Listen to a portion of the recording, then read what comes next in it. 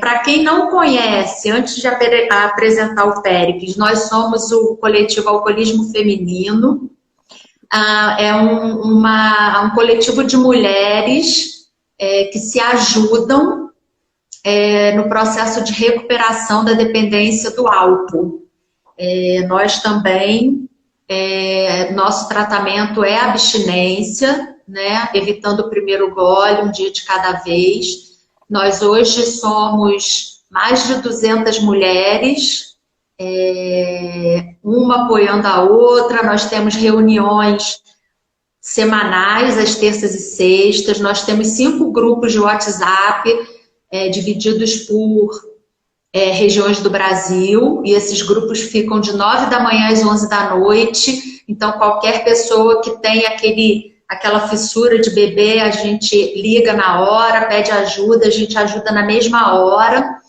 E nós conhecemos o Péricles através de um trabalho, né, um debate que a gente fez com a Isa e com a Carla do Antes da Saideira, e nós ficamos muito interessadas, muito curiosas em conhecer o Péricles.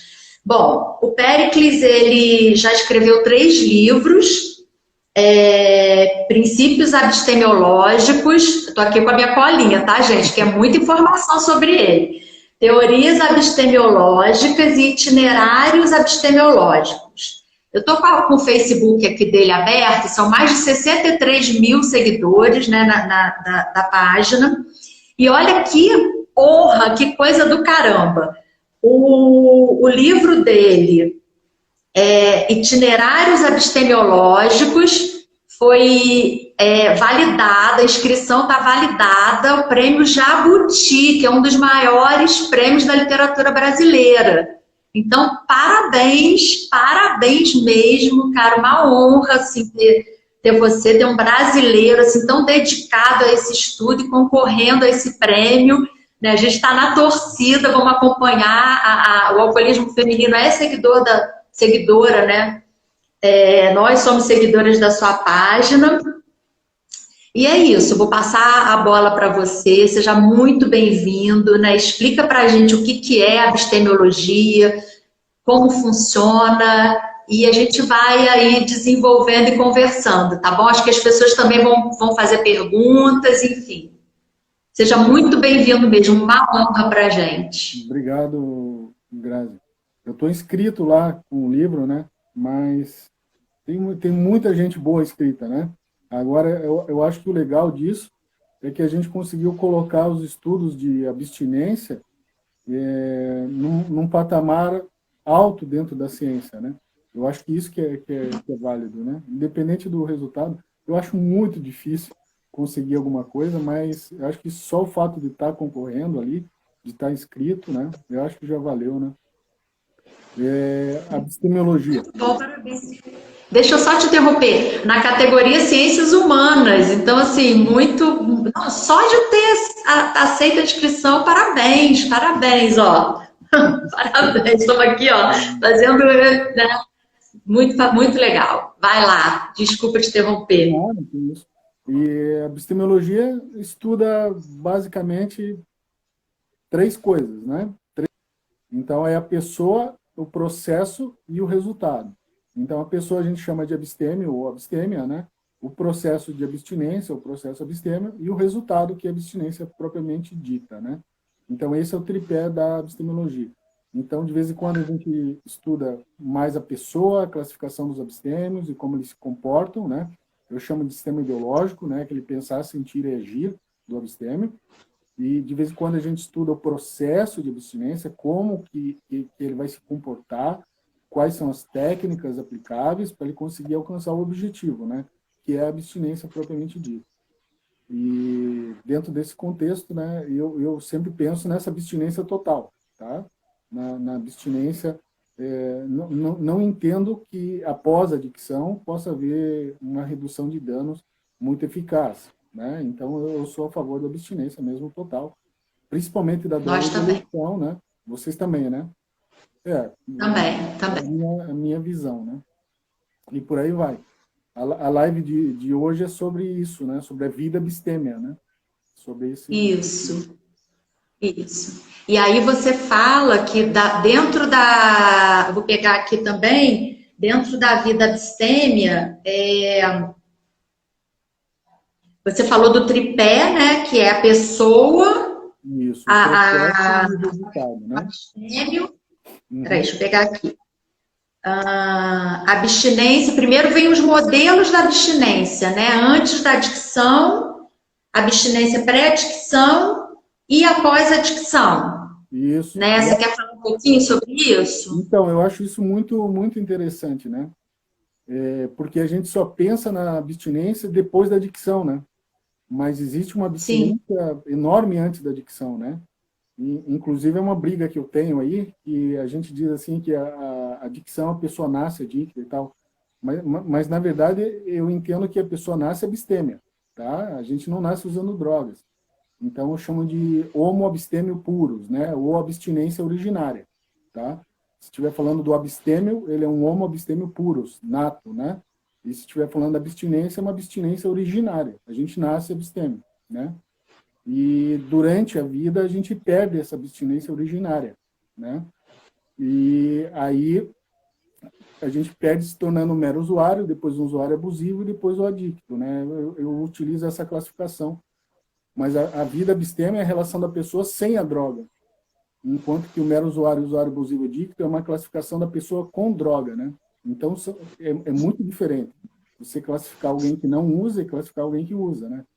Então aí eu já comecei a ter muitos problemas cientificamente falando, porque é difícil a gente entender as pessoas que não usam, como que a gente classifica elas, né?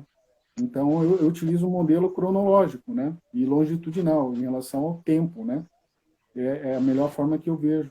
Então, essa abstinência originária, que a gente nasce com ela, a gente perde quando se torna mero usuário. E aí, depois tem aquela fase de usuário abusivo, né? Agora, para quem está assistindo a live, veja, eu vou citar, mas vocês não vão ver agora, vocês assistam a live. Mas depois da live, vocês podem pesquisar. Existe uma página na internet que fala sobre 20 pessoas famosas que eram mero usuárias, né, que experimentaram álcool ou drogas e pararam, antes de adicção, antes de se tornarem usuários abusivos, né? E são atores de Hollywood e até brasileiros, pessoas famosas que experimentaram e pararam. Então, veja, vamos eles lá. perderam aquela abstinência originária, mas eles voltaram a ter aquela abstinência originária depois, né? Eu entendo que isso é um Mas efeito expansivo. aí, desculpa, É, tá me ouvindo? eu estou vendo. Tá. Voltaram a ter uma abstinência originária ou uma Expansiva. nova abstinência? Eu chamo Hã? expansiva. Assim, ó, Não. então, aí essa... Aí, voltando a esse assunto, esse é o ideal, né? Se a pessoa começa e percebe que está indo e para antes, é o ideal, né? É o ideal, né? Deveria ser, né? Deveriam ser estudados mais comportamentos assim, né? Dessa pré-adicção, abstinência antes, né, da adicção, né? Existem vários fenômenos aí muito interessantes, tá? Na fase de usuário abusivo, por exemplo, muita gente interrompe o uso. Ali a gente tem um abstêmio por trauma, normalmente, né? Ele se envolve no acidente de trânsito, por exemplo, né? Existem milhares de casos assim.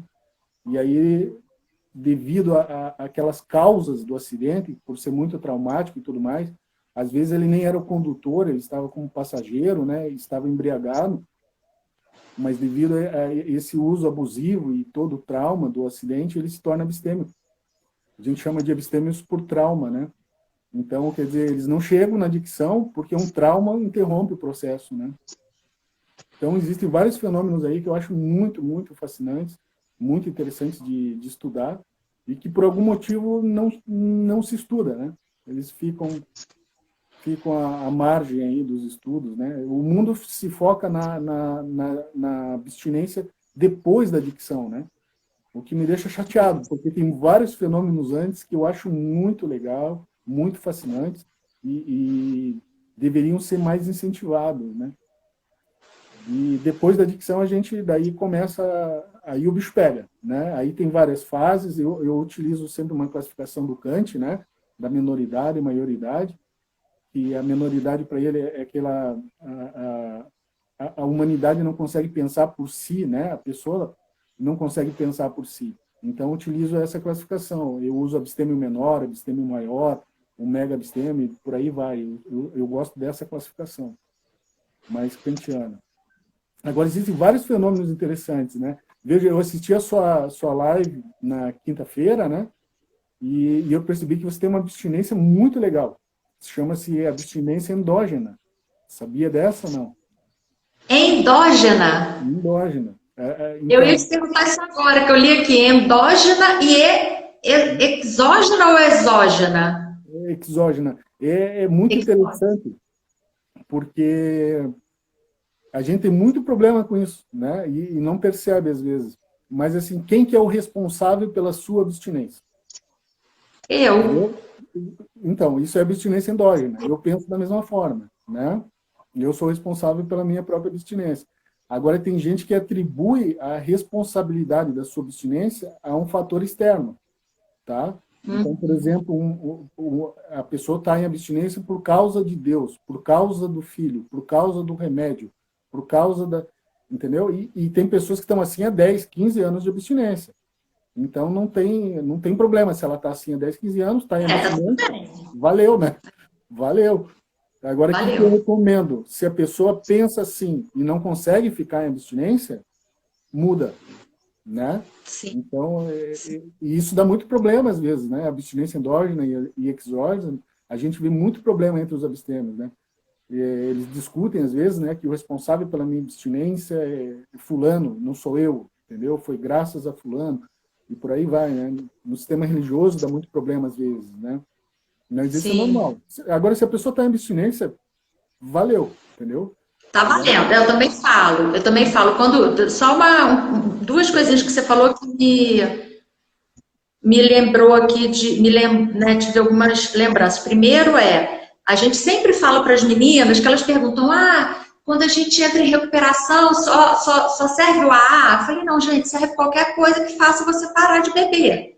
Porque a bebida, no nosso caso, que é o, né, que a gente fala do álcool, tá te matando, você vai morrer, né, se você continuar, porque a doença é progressiva, incurável e ela mata.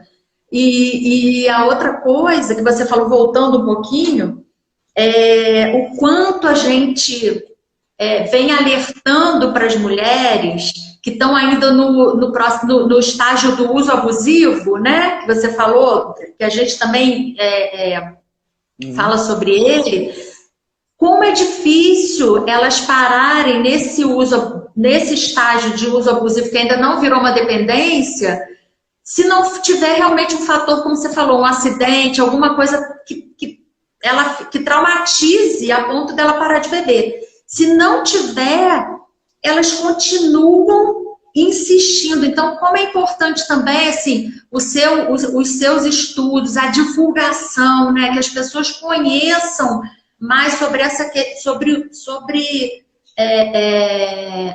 esses estágios, né, o uso abusivo, a dependência, mas muito mais dessa coisa antes de virar dependência, que eu acho importante. Né? O alerta e a informação chegar antes da pessoa se tornar dependente. A gente tem mulheres que falam, mas eu só bebo cerveja. Mas cerveja causa dependência, gente. Né? Então, eu acho importante dar esse parênteses aí, porque a gente também tem as meninas aí assistindo, né? Se você quiser falar sobre isso um pouquinho. veja que a gente pode aplicar várias políticas governamentais em relação à abstinência, né? Em relação à epistemologia, de um modo geral. Veja que eu não consigo entender algumas políticas, às vezes, que não são voltadas para a abstinência. Então, é muito diferente você combater a adicção e você fazer um proselitismo da abstinência. São dois elementos muito diferentes. Então, por exemplo, eu não entendo por que uma pessoa, um terapeuta, um profissional que trabalha com a recuperação de dependentes, ou seja, ele pega alguém que está fora da sociedade, trata e devolve para a sociedade, eu não entendo por que se ele faz essa ponte, ele ele traz alguém que estava à margem da sociedade e reintroduz na sociedade, por que ele tem que pagar imposto de renda?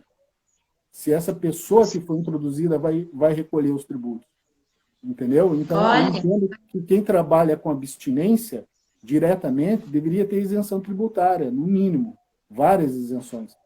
Então, a mesma coisa vale para clínicas e comunidades, né? Então, eu tenho a ideia de abstinência geográfica. Existem certos pontos geográficos que são de abstinência, e esses pontos geográficos deviam ser mais valorizados. Por exemplo, uma biblioteca é um local que a gente não vai para usar droga. Então, devia ter uma série de isenções de impostos e benefícios fiscais, né, inclusive para os funcionários, para que a folha salarial fosse reduzida, né? O mesmo aspecto quando você abre uma escola, né? Ninguém vai numa escola de primeira a quarta série para usar drogas. Então, eu não entendo por que as pessoas que trabalham num lugar desses de abstinência geográfica precisam pagar o mesmo tributo de alguém que trabalha num estabelecimento comercial que vende álcool, por exemplo, como fonte principal, né? Uma balada, alguma coisa assim. Outra questão, uma balada que não venda álcool, certo? E uma balada que vende álcool, como é que elas pagam a mesma alíquota? Eu não entendo esse aspecto. Então, qual que é o benefício de você não vender álcool numa balada? Você fica sem vantagens, né?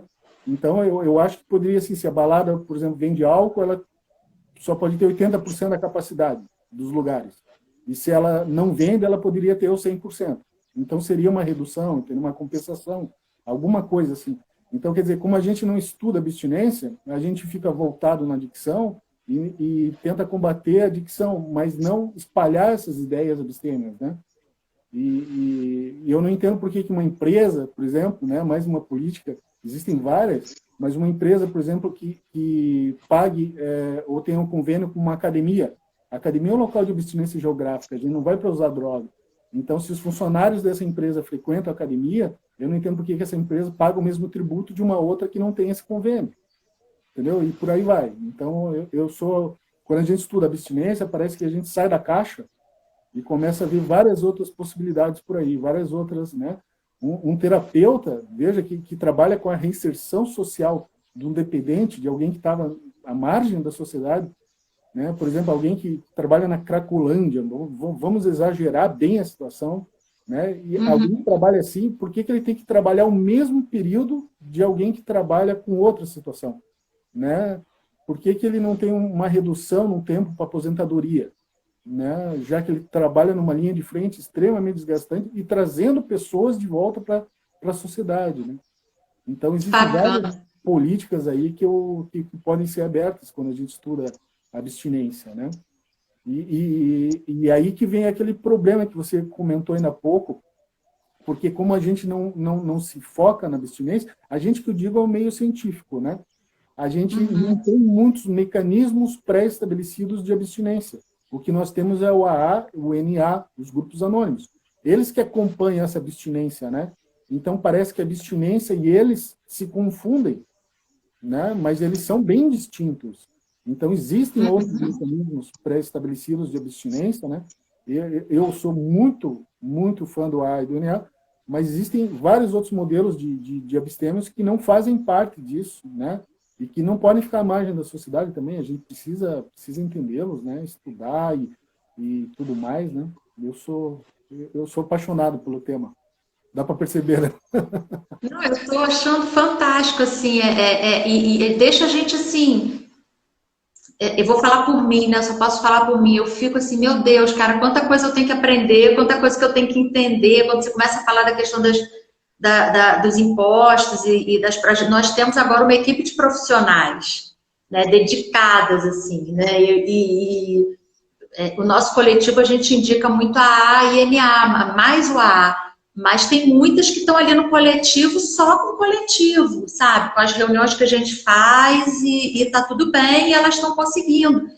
Por causa do modelo de acolhimento, de ser uma coisa específica para a mulher, da gente estar disponível o tempo todo para levar ajudar mesmo essas mulheres. Então, quando você começa a falar, e eu sou uma defensora da vida de abstinência, de uma vida abstêmia, sabe? Porque eu tenho um prazer enorme em ser abstêmia, sabe? É uma gratidão enorme de eu falar assim, gente, como é que pode, Grazi, você ser feliz sem beber? Eu sou feliz sem beber.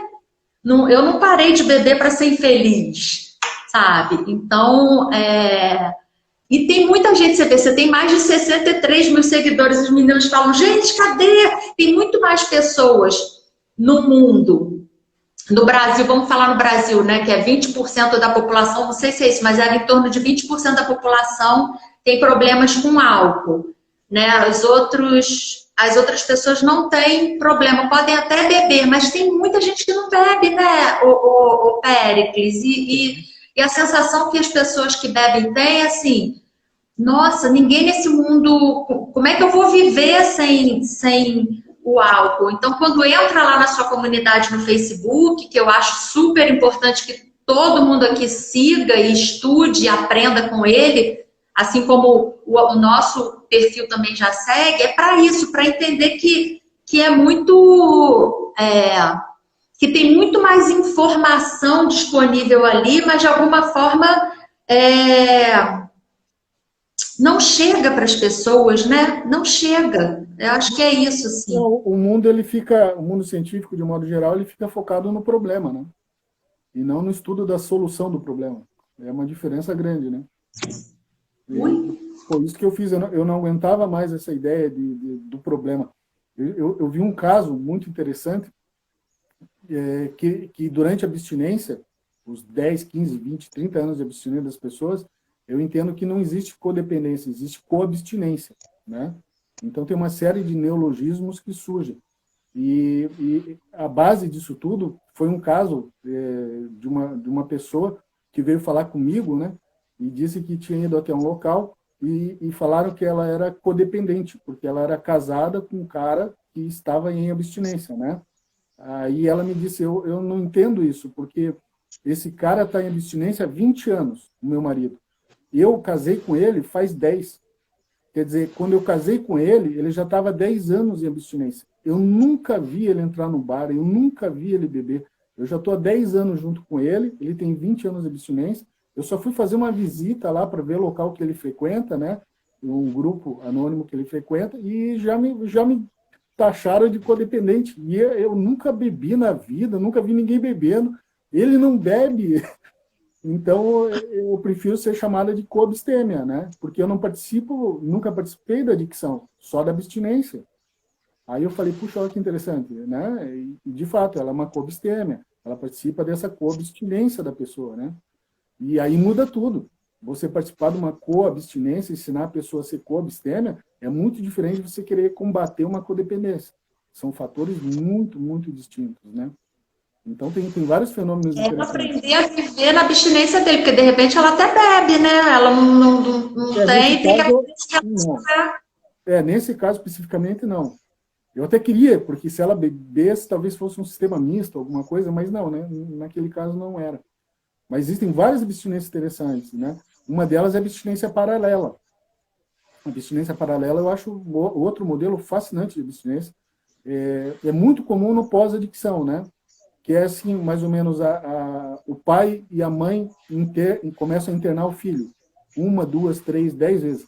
Aí o filho começa a ficar bem, recai e tal, mas quando você vai ver, eles estão nesse processo há 5, 6 anos já, tentando ajudar. E aí você vai conversar com o pai e a mãe, e eles falam, não, a gente não bebe. A gente parou de beber quando começou a internar o filho. Que a gente queria dar o exemplo. Então, veja só, a impressão que a gente tem é que também a tentativa de gerar abstinência nos outros, né? Como se fosse possível isso, mas essa tentativa, esse esforço dos familiares em darem o exemplo, e a nossa própria abstinência, ela gera outros abstêmios, né? Então, existe um sistema de abstinência paralela, né? Sim. Existem vários abstêmios, várias pessoas que entram em abstinência, assim como quando a gente usa droga, parece que atrai pessoas que usam droga. Quando a gente começa uma vida abstêmia, a gente atrai um sistema de abstinência paralela enorme, né? Enorme. Existem vários abstêmios que são paralelos, assim, que é muito interessante também estudar a abstinência deles, né? Que pararam espontaneamente, né? É muito interessante isso. Incrível isso, né? Incrível, assim. Deixa eu até ler aqui algumas coisas. Olha, primeira vez que ouço a respeito e desperta minha curiosidade. Então, vai lá no Facebook da Epistemologia, né? O Péricles tem 3 livros já lançados sobre o tema. A Lu tá falando, Nova York tem bares sem bebidas alcoólicas. Você acha que essa tendência chegará aqui? Então, eu entrei em contato com vários deles, tá? Eu troquei e-mail com eles e principalmente com alguns bares na Inglaterra, né? E eles me retornaram o e-mail. Alguns retornaram, foram muito gentis e a gente conversou. Mas, basicamente, o que eles estão fazendo ali é uma questão comercial, tá? Que eles estão vendendo, eles estão possibilitando uma vida noturna para quem não quer consumir drogas ou álcool. E o público deles, normalmente, são mulheres grávidas, né?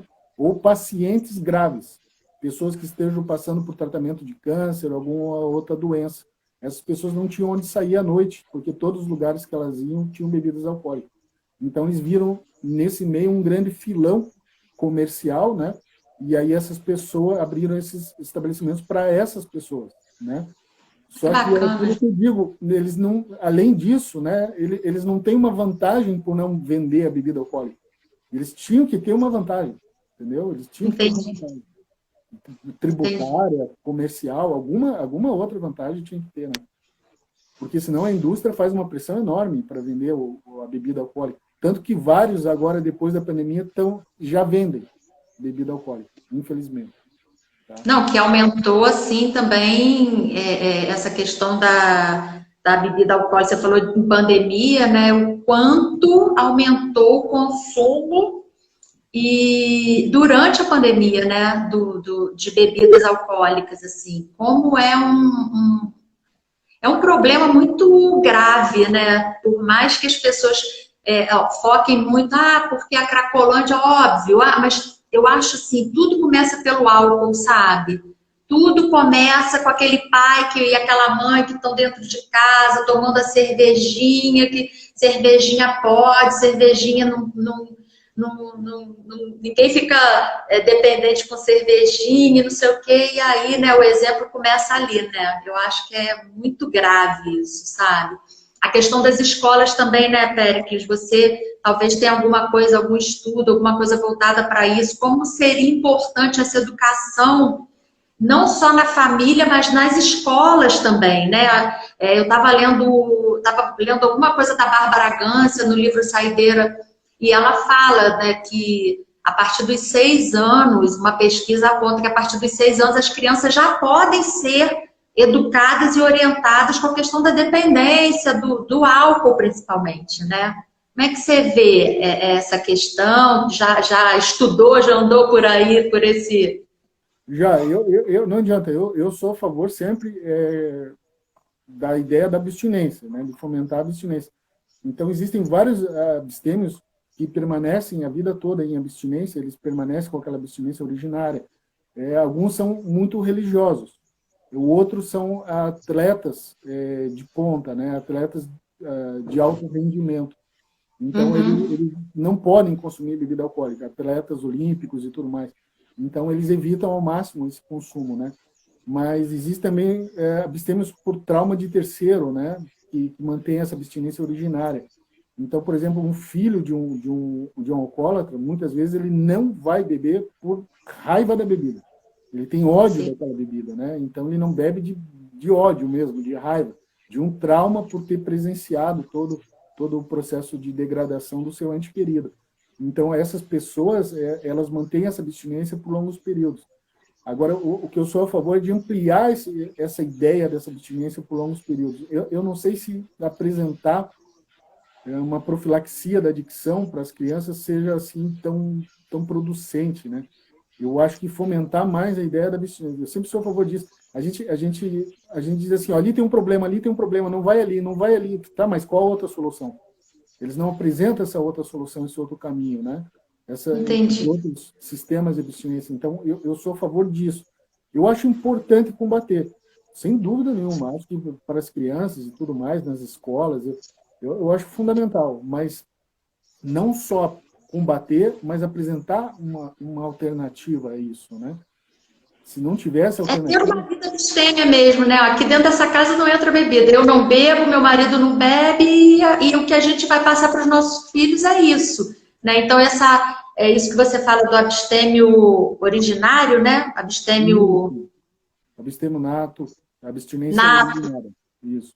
Ele seguia a vida assim, né? Mas eu acho incrível, eu vou falar um exemplo. Eu tenho um amigo de escola, ele era atleta, ele sempre foi assim, muito atleta, jogava futebol, quase se profissionalizou e tal. O pai bebia, a mãe também, e ele não bebia, tá? Vou dar um exemplo aí você vai no seu, né? Uhum. E esporte. Chegou um determinado ponto da vida dele que ele não aguentou, assim, eu não sei nem como que, assim, e de repente ele começou a beber, sabe? E eu tenho a sensação que o mundo força a gente, né? Como se a gente fosse o patinho feio da história é quem não bebe. E eu acho que é muito pelo contrário. A gente até tem falado no coletivo, a Brené Brown, que é uma pesquisadora sobre vulnerabilidade e tal, e ela fala, sobriedade é poder. Né? Se você levar uma vida sóbria, uma vida abstêmia no mundo que a gente está, é muito poder, é muito bacana, sabe? E a gente tem essa dificuldade de levar essa mensagem, né? De que a vida abstêmia é uma vida possível, uma vida feliz, né? Mais saudável, muito, Que vale a pena. muito consciente, né? Eu não entendo, e aí tem que tomar cuidado nessa política também, como eu falei, mas existem modelos de benefícios que poderiam ser muito interessantes. Por exemplo, o plano de saúde. Por que eu não posso apresentar um toxicológico, por exemplo, para o meu plano de saúde, e em troca desse toxicológico negativo, eu ter um abatimento na mensalidade? Então, a mensalidade é um valor X, mas se eu apresento toxicológico negativo, eu pago 15% a menos. Se eu não apresentar, eu pago normal, mas se eu apresentar, eu pago mesmo. Por que eu não posso ter isso? Porque já que eu sou abstêmio, já que eu não estou prejudicando voluntariamente a minha saúde, quer dizer que eu vou usar menos o plano de saúde, em tese. Né? Então, poderia pagar menos. Poderia ter um incentivo aí, né? Então, a mesma coisa eu vejo, às vezes, como funcionário. Por que o patrão, via de regra, não vai poder exigir um toxicológico dos funcionários? Né? Então, não é correto do ponto de vista do direito trabalhista. Mas eu não entendo por que o funcionário não pode espontaneamente apresentar os toxicológicos para receber mais no seu salário. Né? Ele não pode ser prejudicado, mas por que não pode ser beneficiado?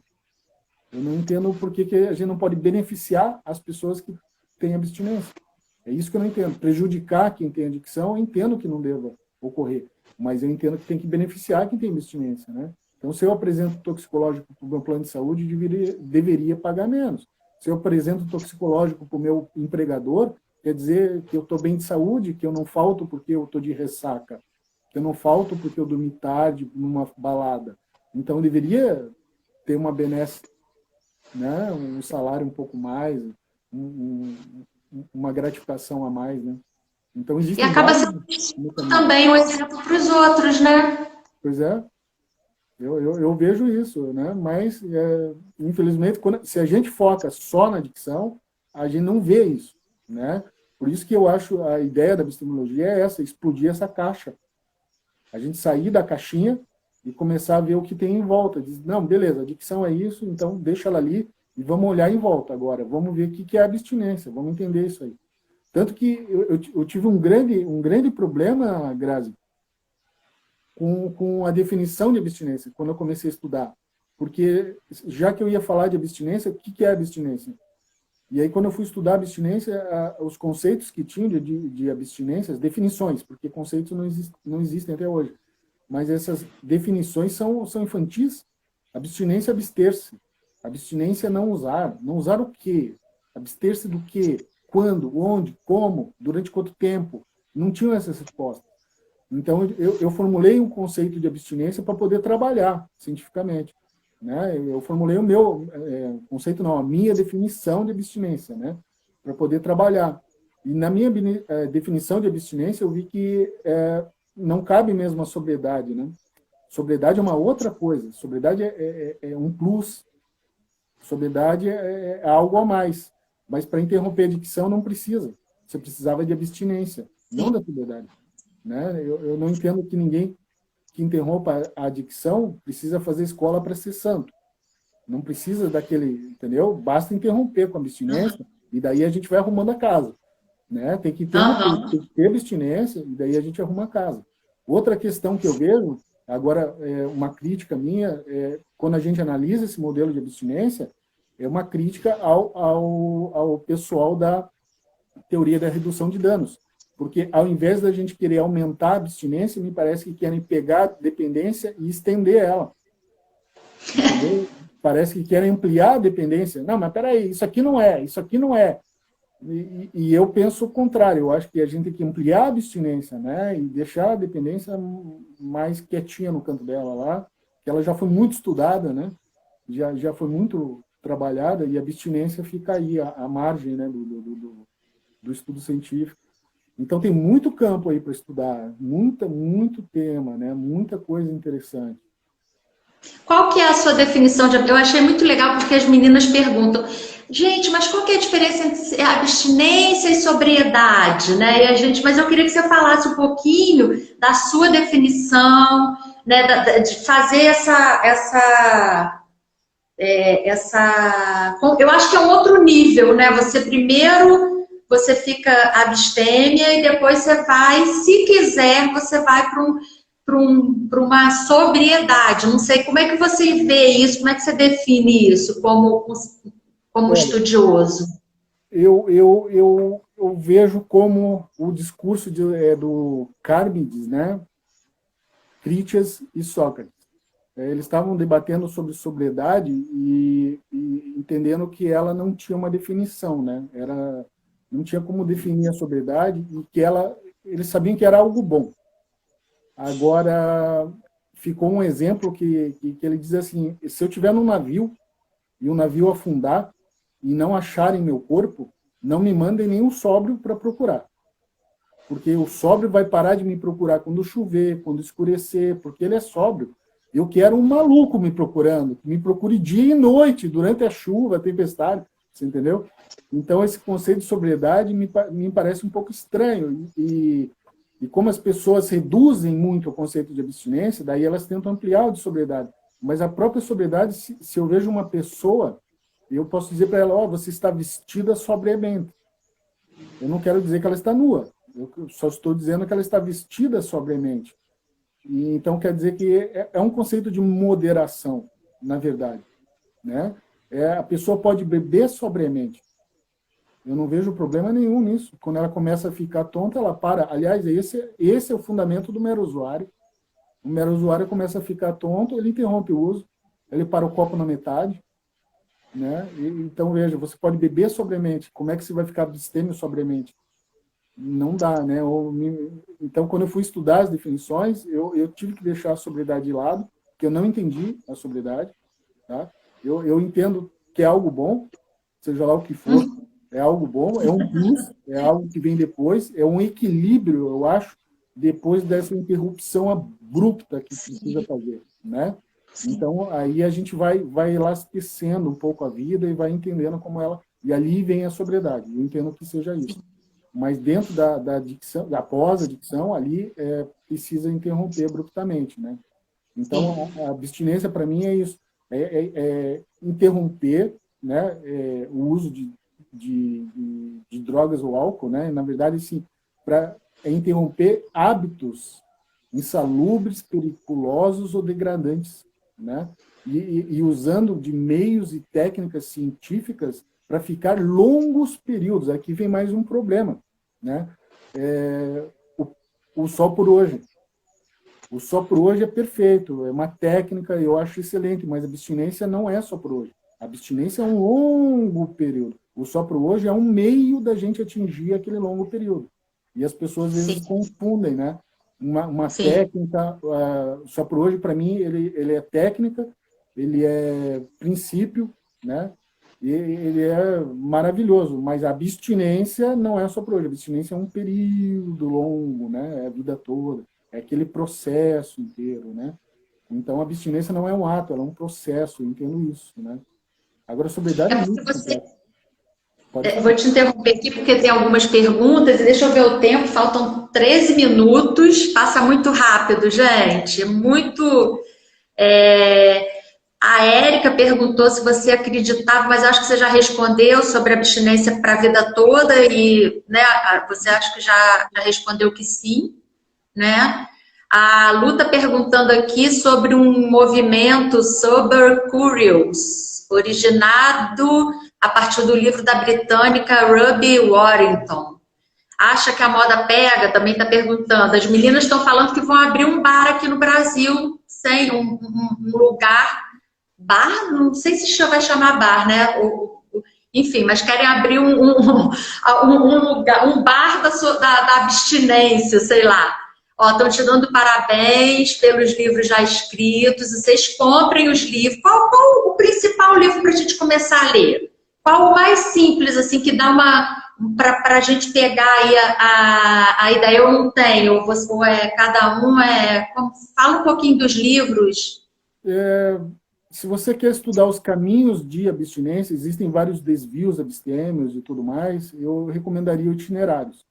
Se você quer estudar o básico mesmo sobre todo o processo da abstemiologia, daí o Princípios. O livro de Princípios tem 81 princípios, tá? Agora, se você quer aprofundar pesado, o livro de teorias, tá? Tem 32 teorias.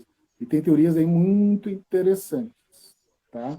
Tem coisas aí, Grazi, que, ó, eu vou falar, vou aproveitar para falar aqui, se você me permite, Tá. mas é assustador. Porque, assim, deixando a adicção de lado, vamos deixar a adicção de lado, né? Aquela ideia de doença crônica, progressiva, fatal, vamos deixar aquilo de lado. Ali eu já uso outra teoria. Eu uso a teoria poliédrica, uma teoria do Alberto Aschini, de um italiano.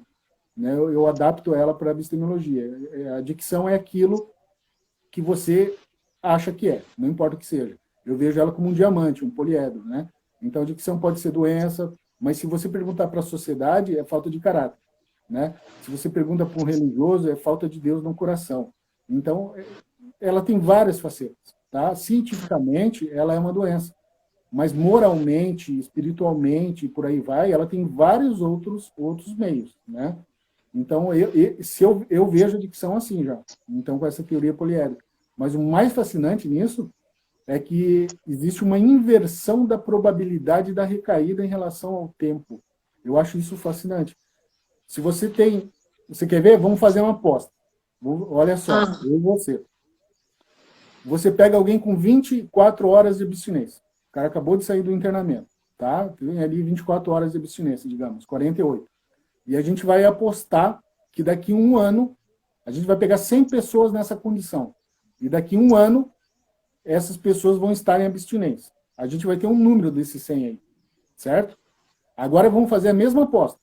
Só que a gente vai pegar pessoas que têm 20 anos de abstinência e daqui a um ano elas vão estar em abstinência também. Eu aposto que eu vou ganhar se eu pegar esses de 20 anos, que daqui a um ano vão estar em abstinência. Se você pegar esses que têm 24 horas e daqui a um ano vão estar em abstinência, né? Qual de nós dois ganha essa aposta? Assim, empiricamente, o que você acha? Me parece que quem tem 20 anos de abstinência, a probabilidade de estar em abstinência daqui a um ano é muito maior do que quem tem 24 horas. Isso quer dizer que, conforme o tempo de abstinência passa, a probabilidade de recaída é menor. Aí eu te pergunto, não existe um ponto lá na frente onde essa probabilidade de recaída é zero? Porque se existir, quer dizer que a adicção tem o quê? Cura. Você entendeu? Então, veja só, se o tempo de abstinência diminui a probabilidade de recaída, vai existir um momento lá na frente em que essa probabilidade pode ser zero, ou muito próxima ao zero. Ou seja, a adicção daí teve cura. Existe esse ponto? Existe esse ponto. Eu achei esse ponto? Achei esse ponto. Estou colhendo mais dados? Ainda estou colhendo mais dados, mas existe um ponto em que a probabilidade de recaída é muito pequena. E dá para dizer já que não existe mais adicção, entendeu? Então, daí, dizer que adicção crônica, progressiva, fatal, incurável, não é real. Você entendeu o que eu quero dizer? É assustador, tá? Mas existe um ponto lá eu na frente. entendi, mas eu tenho, assim, vou falar da minha experiência, tá? E do que eu vejo, assim, eu vejo principalmente mulheres, muitas mulheres, eu tô com 12 anos de abstinência. Tem muitas mulheres com o mesmo tempo que eu, muitas que eu conheço, que recaíram. Muitas. E aí, eu, conversando com a Cláudia, que é psicóloga, minha sócia e tal, e a gente foi entrando e ela foi falando, tem muitas, por exemplo, tem muitos idosos agora que estavam também abstêmios e recaíram. Estou falando assim de forma geral, mas, por exemplo, na mulher com 12, 13, 14, 15 anos, na época da menopausa, né, principalmente, muitas recaem na menopausa. E pelo que eu sei dos estudos, normalmente, não sei, aí você está me trazendo um dado novo, mas até onde eu sei, normalmente um cara pode ter, e eu já vi também, homens e mulheres com 20, 25 anos voltarem a beber e beber muito, mas assim, muito. Então, assim, a minha percepção nesse momento aqui, a gente conversando, é diferente da sua, sabe? Não estou dizendo que eu estou certo, é percepção, você é um estudo. O meu é uma percepção do que eu tenho visto. Mas se você está estudando e tem isso, assim, para provar, é uma novidade para mim, sabe? Para mim, eu acho que para muitas pessoas aqui. Não, é um raciocínio lógico, né? Porque é matemático, tá? Na verdade, faz parte do efeito da probabilidade que é chamado efeito Lindy, né? E ele é apresentado pelo Taleb, mas é que funciona assim. Você pega o que você já tem, tá, no passado, e você entende que está na meia-vida. Então, seria mais ou menos assim. Se a gente tem na história da humanidade 30 anos de aparelho celular, a perspectiva é que a gente tenha mais 30, certo? Aí ele vai deixar de existir. Então, se a gente tem na história da humanidade cerca de 4.000 anos de talheres, de uso de talher para se alimentar, a perspectiva é que a gente ainda tenha 4.000 anos de uso de talheres para se alimentar, entendeu? Então, esse é o efeito na probabilidade, né? Se chama efeito Lindy. Então, se a pessoa tem 20 anos de abstinência, a probabilidade é que ela tenha mais 20. Se ela tem 2 dias, a probabilidade é que ela só atinja mais 2 dias, você entendeu? Então, por causa desse efeito... Entendi. Mas você não está dizendo... Não, mas porque desculpa te interromper, quando você fala em cura, na minha cabeça, assim, pô, tô curada, posso beber. Você não está falando disso. Não, eu estou falando justamente o contrário. Não. Beleza. Ele está tão curado que ele não vai voltar a ficar doente, ele não vai voltar a beber. Não, beleza. Não, porque tem gente que fala, né? Eu tenho uma pessoa na minha família que ela fala, você tá curada. Então ela acha que se beber tá tudo bem. Por isso que na minha cabeça remeteu a isso. Não, a probabilidade de recair é 0. Ele não vai recair.